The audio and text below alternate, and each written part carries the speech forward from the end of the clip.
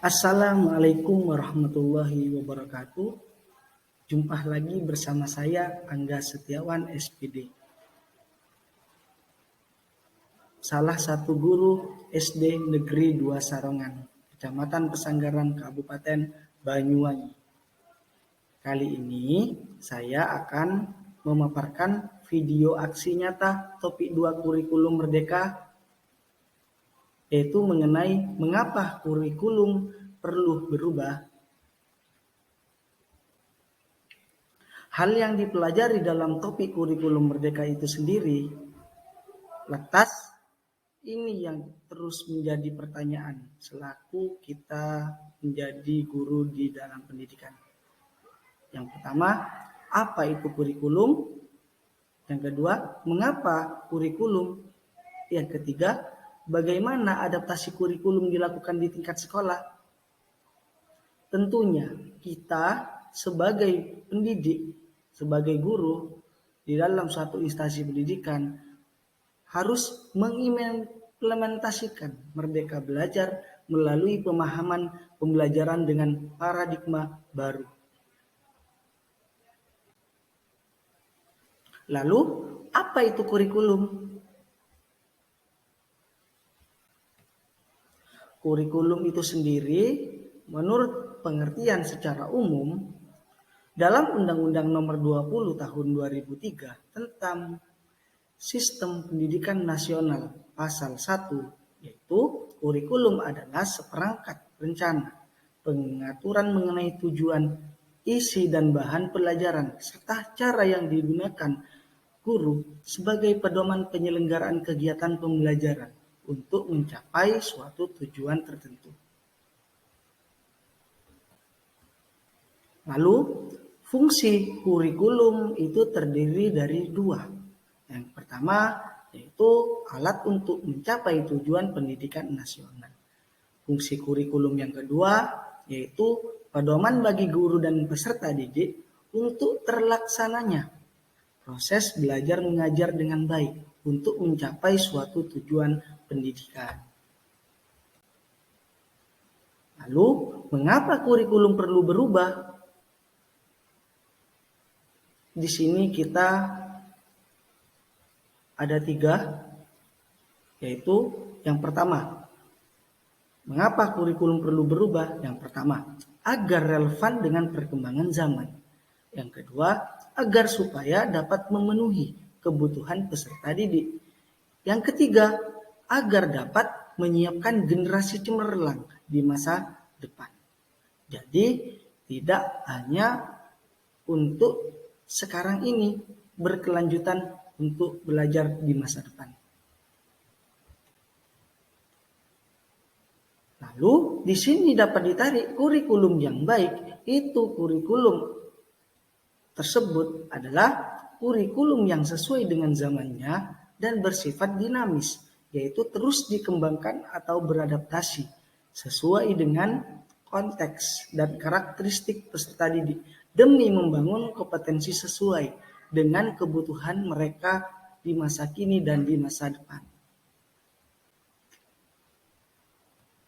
Dan ini kita sebagai guru harus mengingat-ingat atau menguatkan prinsip, yaitu tujuan pendidikan menurut Bapak Pendidikan negara kita Indonesia, yaitu Ki Hajar Dewantoro, meliputi menuntun segala kekuatan kodrat yang ada pada diri anak, agar mereka dapat mencapai keselamatan dan kebahagiaan yang setinggi-tingginya, baik sebagai manusia maupun anggota masyarakat, harus seimbang. Ayo, tentunya menurut Bapak Pendidikan kita Ki Hajar Dewantoro, bahwa apapun yang telah menjadi tujuan khusus dalam kurikulum merdeka harus kita tuangkan dengan semaksimal mungkin agar dapat mencetak generasi penerus bangsa yang handal. Untuk menuntun kodrat peserta didik, kurikulum yang digunakan harus menyesuaikan kebutuhan peserta didik dan perlunya peran masyarakat, keluarga, dan sekolah dalam mewujudkan kurikulum yang berpihak kepada peserta didik yang dikenal dengan sebutan Trisentra Pendidikan. Jadi di sini melalui 3 elemen masyarakat, keluarga, dan sekolah harus saling berkolaborasi untuk membantu kepribadian anak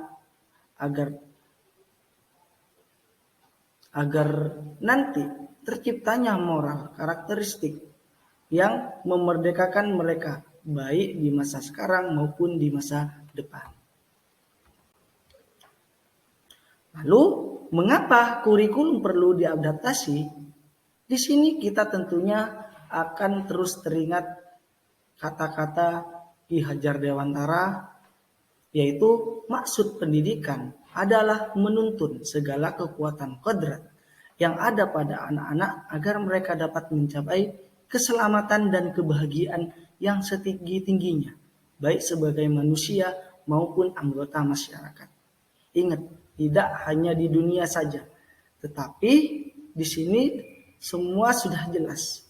Kodrat anak, keselamatan, kebahagiaan setinggi-tingginya di masa depan maupun di masa yang akan depan. Lalu di sini harus kita pahami dan kita implementasi bahwa kurikulum memang perlu dirancang oleh pemerintah pusat. Namun peserta didik di sini memiliki kebutuhan yang berbeda-beda sesuai dengan kebermanfaatannya. Maka dari itu, satuan pendidikan perlu melakukan adaptasi kurikulum dalam pelaksanaan pembelajaran sesuai dengan konteks dan karakteristik peserta didik. Namanya kurikulum merdeka, juga harus sesuai dengan konteks karakteristik peserta didik, supaya nanti akan tercipta generasi yang handal di masa depan. Jadi, dari awal sampai terakhir, kesimpulannya di sini dapat ditarik. Yaitu yang pertama, demi menuntun kodrat anak-anak, maka kurikulum yang kita selenggarakan juga harus menyesuaikan dengan kebutuhan mereka.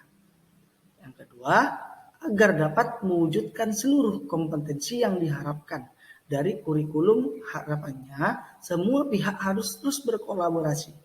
Guru belajar memfasilitasi pembelajaran yang sesuai. Orang tua tersebut juga harus memahami perkembangan dan kebutuhan peserta didik. Jadi harus saling berkolaborasi. Lalu, ayo bagaimana Bapak dan Ibu guru dalam menyikapi perubahan kurikulum yang terjadi dalam dunia pendidikan Indonesia? Mohon ditulis di kolom komentar di bawah ini ya. Terima kasih. Demikian tas pemaparan dari video aksi nyata saya. Apabila kurang lebihnya mohon maaf. Semoga bermanfaat. Terima kasih atas perhatiannya. Mohon untuk sambungan like, subscribe, dan komentar yang mendukung kami tunggu untuk membangun kreativitas dan inovasi saya di dalam kurikulum Merdeka Mengajar. Salam Merdeka Belajar.